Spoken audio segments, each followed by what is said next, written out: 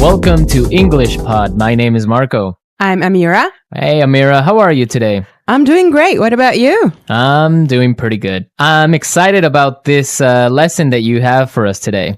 Yes, it's actually a very, very useful lesson. It's about someone asking his boss for an assistant. Oh, okay, an assistant. What's an Yes. assistant? Well, it's someone who helps you with your work around the office. Okay, great. So let's listen to this dialogue, and when we come back, we'll take a look at all the interesting and useful vocabulary that you'll find.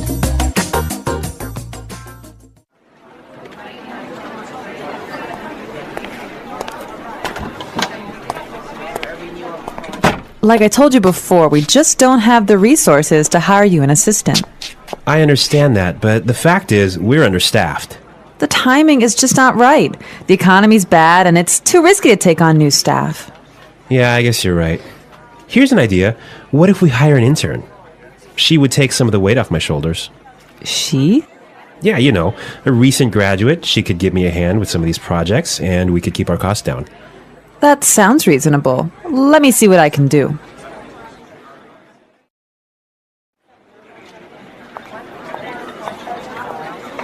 Tony, I'd like to introduce you to your new assistant. Okay, great. Let's meet her. Hi, I'm Adam. Oh, hi, I'm Tony. And we're back. Tony. He's surprised, huh? Yeah, he's, I don't know why though he's surprised. I think we should talk about that a little bit later. Yes, for now, let's look at some interesting vocabulary and phrases here. Marco, I know you've chosen one for us. Yeah, the first one that I want to take a look at is resources. Resources. Resources. Resources. And that means, in this text, basically money. Right. So the office doesn't have enough money. Okay. I've chosen another interesting word for you, and that's understaffed. Understaffed. Understaffed. Understaffed. Now, understaffed means that they don't have enough people working there. They don't have enough workers. Right. They don't have enough employees. Perfect. Okay. The next one is timing is just not right. The timing is just not right. The timing is just not right. The timing is just not right. Okay, let's listen to how we can use this entire phrase in a different situation so then we can understand what it means. Let's listen.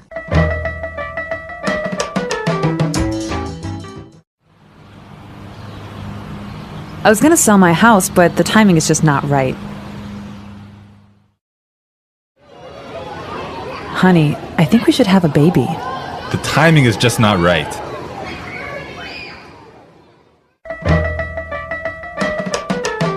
Okay, great. I guess that makes it clear.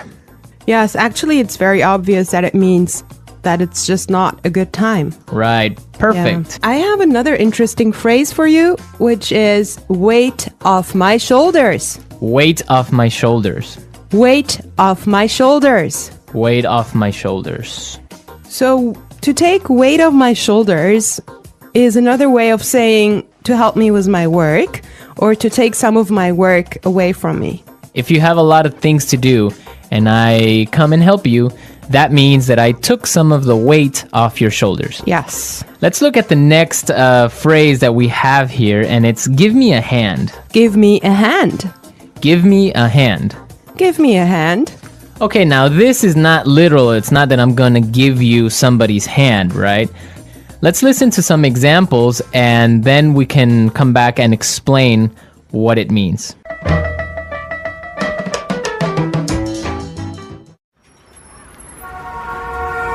Can you give me a hand with these boxes?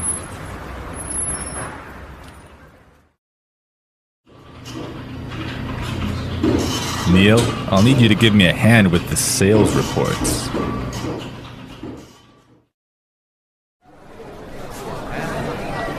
Here, let me give you a hand with your suitcase.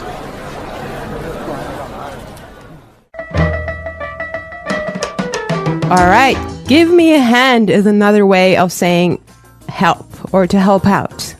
Exactly, to help out. Right. Perfect. Now, the last phrase we're going to look at here in this dialogue is keep our costs down. Keep our costs down. Keep our costs down. Keep our costs down. So to keep our costs down means to try and not spend so much money. Exactly. Many companies, for example, now control how much printing you do, Yes. right? To yes. keep the costs down of paper. Yeah, so in other words, they do not want to have unnecessary spending. Perfect. Okay, I think it's time for us to listen to this dialogue one more time, but I want everyone to listen and see why Tony is surprised at the end when he meets his intern, when he meets his assistant.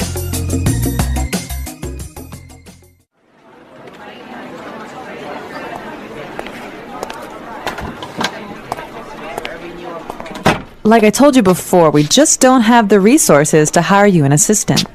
I understand that, but the fact is, we're understaffed. The timing is just not right. The economy's bad, and it's too risky to take on new staff. Yeah, I guess you're right. Here's an idea. What if we hire an intern? She would take some of the weight off my shoulders. She? Yeah, you know, a recent graduate. She could give me a hand with some of these projects, and we could keep our costs down. That sounds reasonable. Let me see what I can do.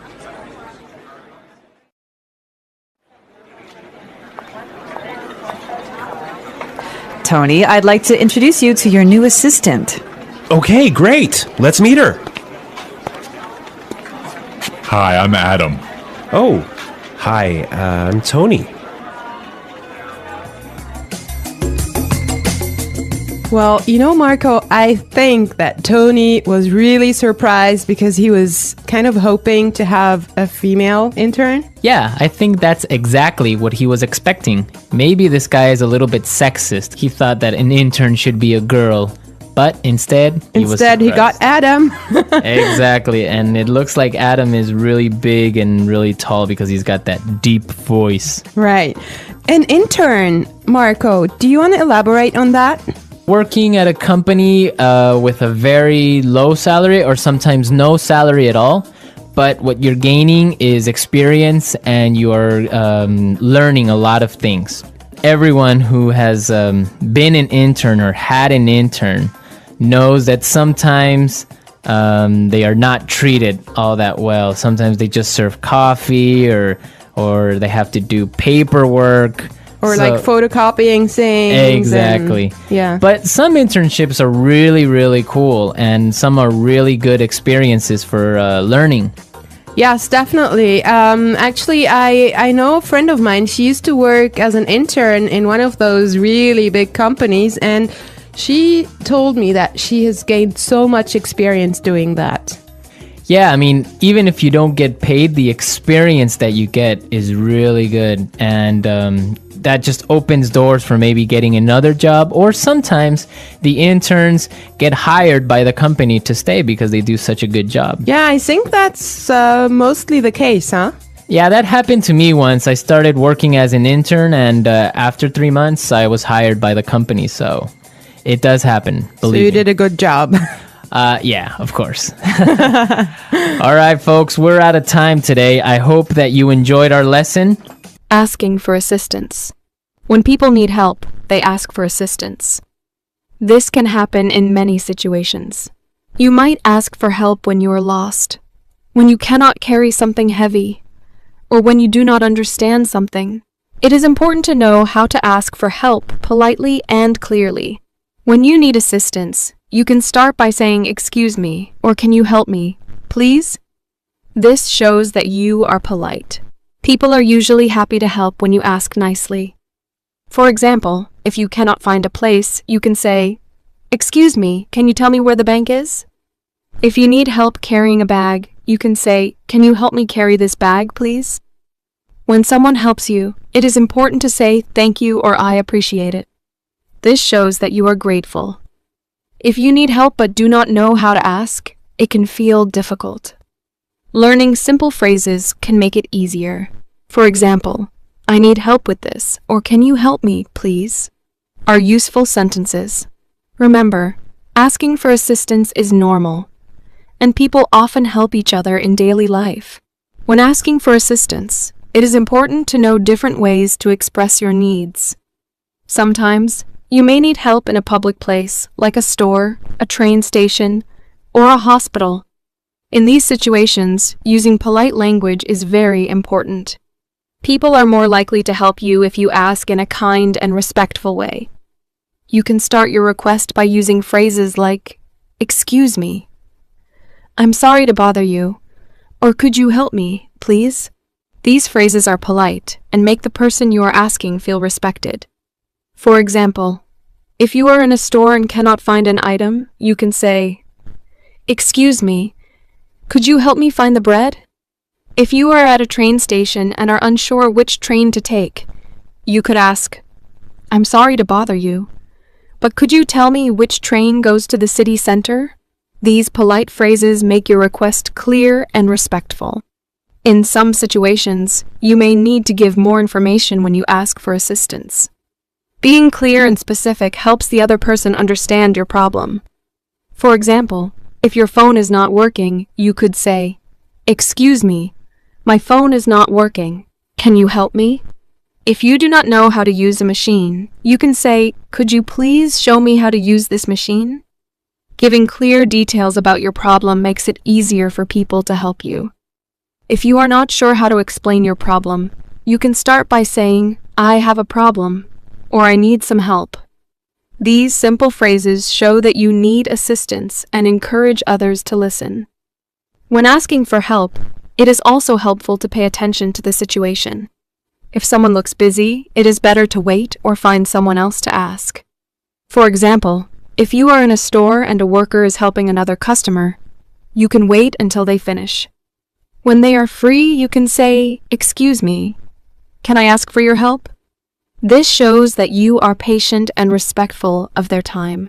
If you are in a hurry and need help quickly, you can say, "I'm sorry to bother you, but it's urgent.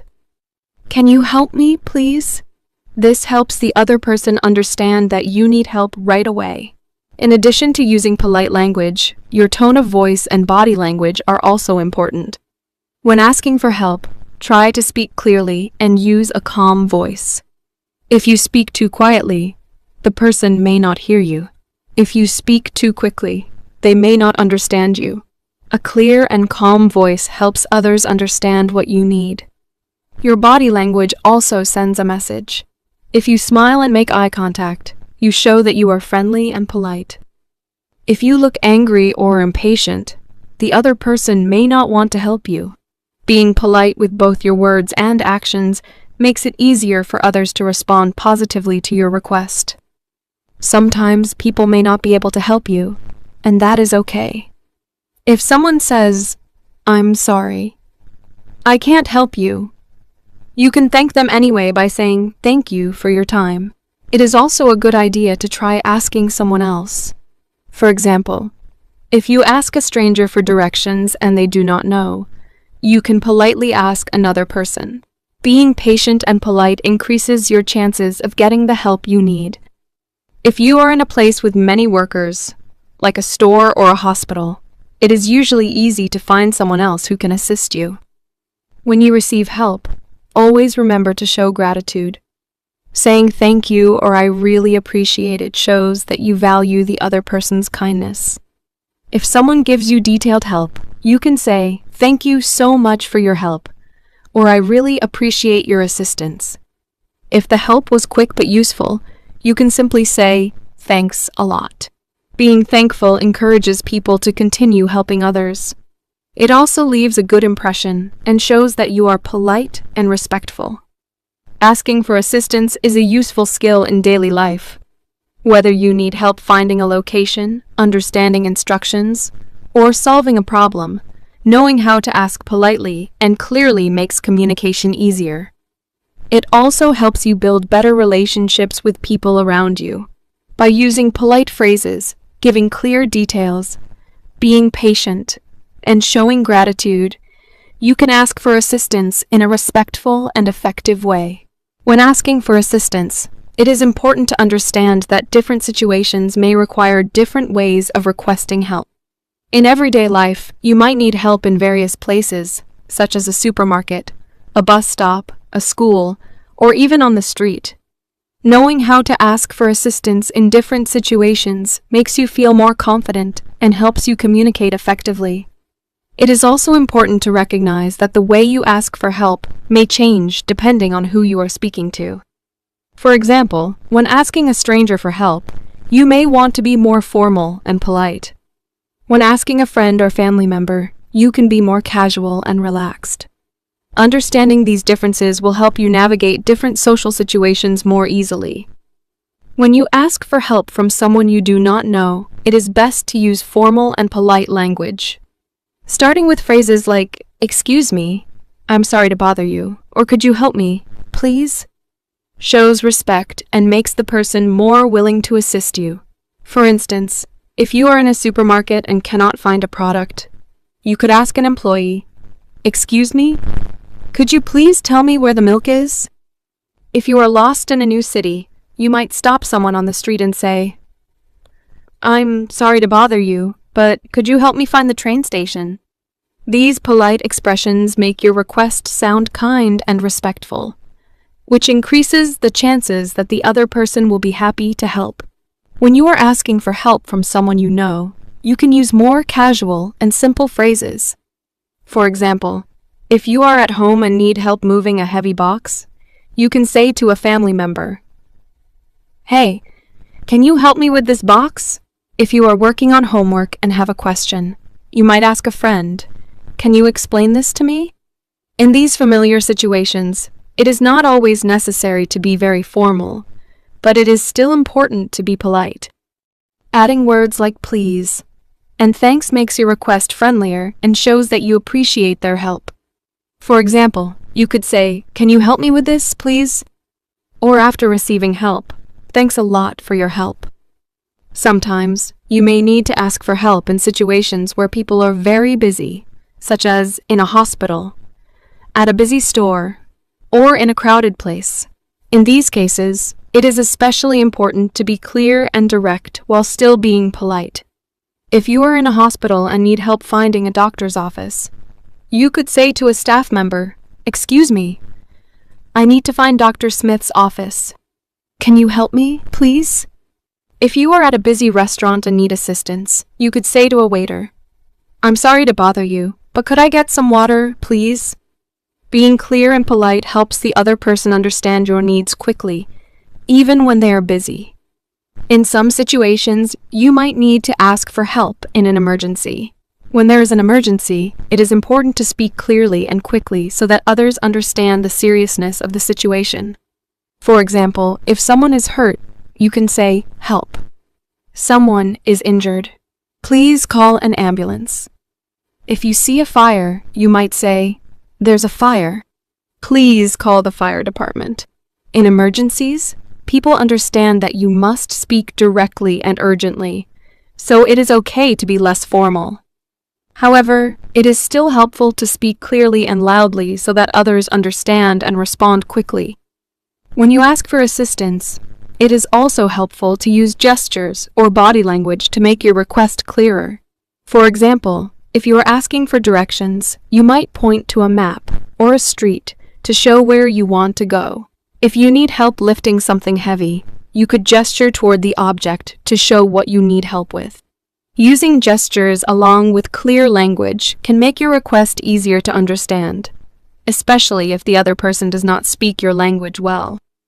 In many cases, body language can make communication smoother and help the other person understand your needs more quickly.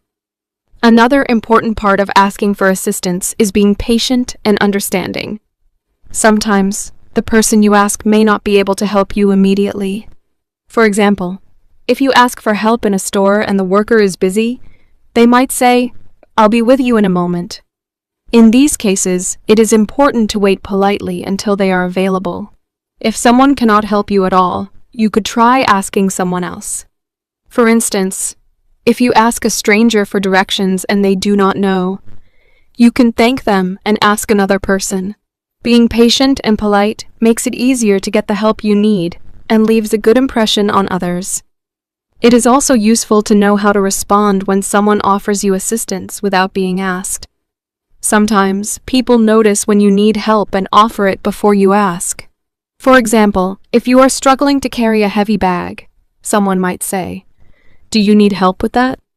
In this situation, you can respond politely by saying, "Yes, please." "Thank you." If you do not need help, you can say, "Thank you, but I'm okay." Being polite when accepting or refusing help shows that you appreciate the other person's kindness. Learning how to ask for assistance in different situations is a valuable skill. Whether you are asking for help from a stranger, a friend, or in an emergency, using polite and clear language makes your communication more effective. By practicing different ways to ask for help, you will feel more confident when you need assistance.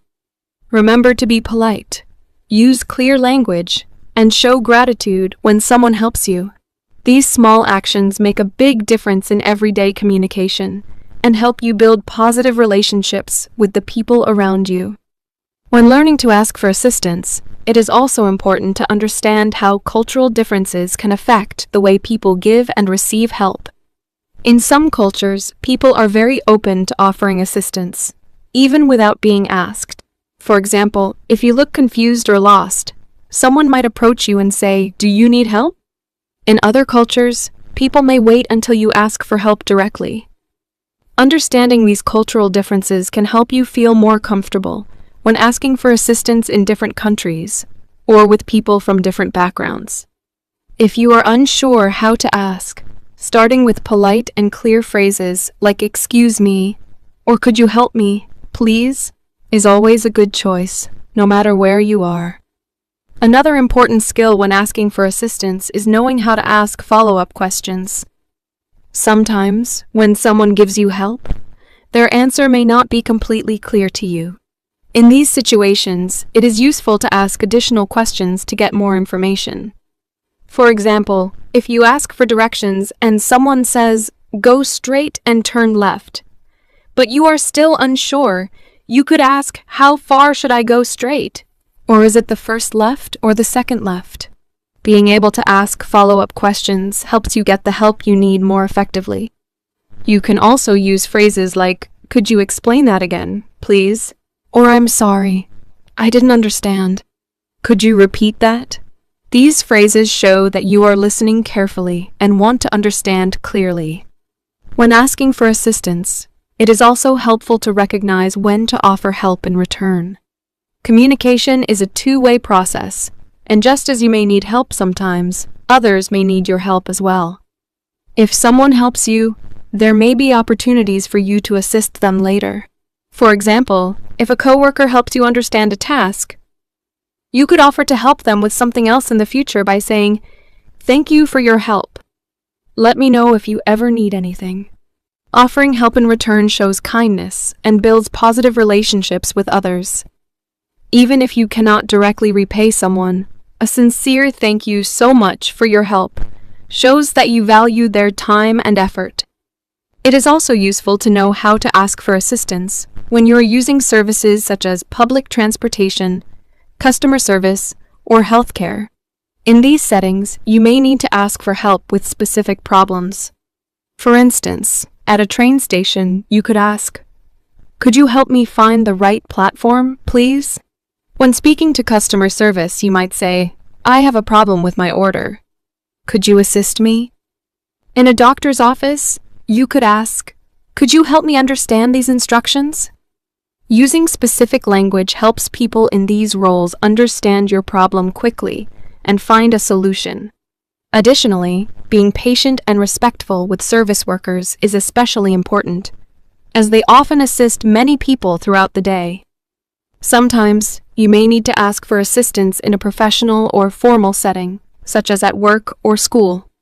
In these environments, it is best to use polite, clear, and professional language.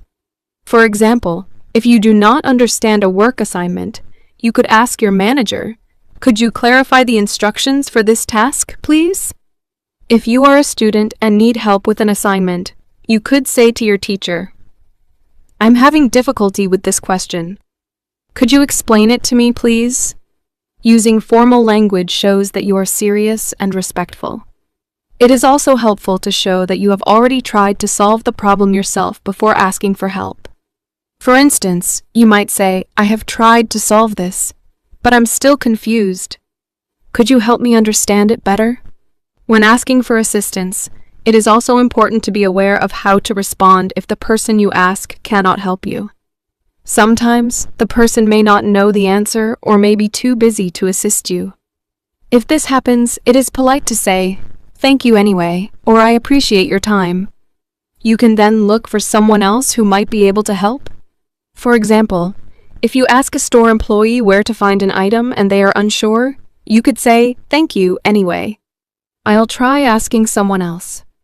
Being understanding and kind, even when someone cannot help, leaves a positive impression and makes it easier to ask for help again in the future. In some cases, you may need to ask for assistance using technology. For example, if you're using a website and have trouble, you might need to contact customer support. Many websites offer live chat, email, or phone support where you can ask for help. In these situations, it is important to describe your problem clearly and politely. You could say, "Hello, I'm having trouble logging into my account. Could you assist me, please?" If you are using a self-service kiosk at a store or a ticket machine and do not understand how it works, you could ask a nearby worker, "Excuse me, could you show me how to use this machine?" Being able to ask for assistance with technology is becoming more important as many services move online. Another useful skill is learning how to ask for assistance in a group setting.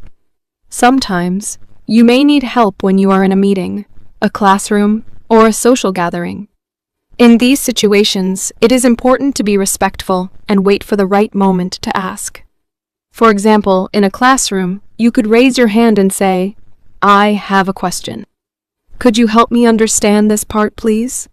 In a meeting, you might wait until there is a pause and then ask, "Could you clarify that point, please?" Being respectful of the group and asking your question clearly helps you get the help you need without interrupting others. Asking for assistance is an essential life skill that helps you navigate different situations with confidence.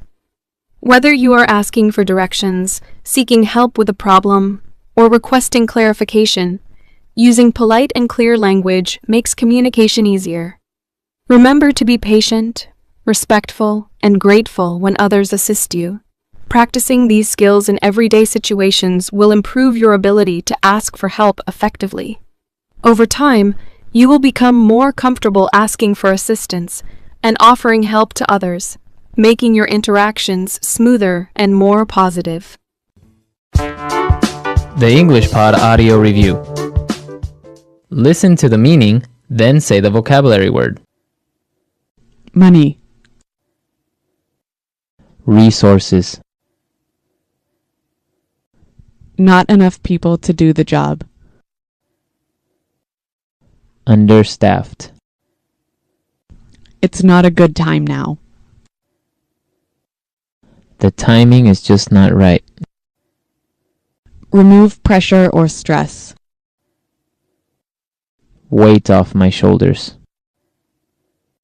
Help, Give me a hand. it's okay. That sounds reasonable. Hire, Recruit. working too much. Overworked. Not enough people to do the job. Short-staffed. Reduce spending. Cut costs. Having too many employees. Overstaffed. Let's try that faster. Working too much. Overworked. Remove pressure or stress. Weight off my shoulders. Having too many employees. Overstaffed. Reduce spending. Cut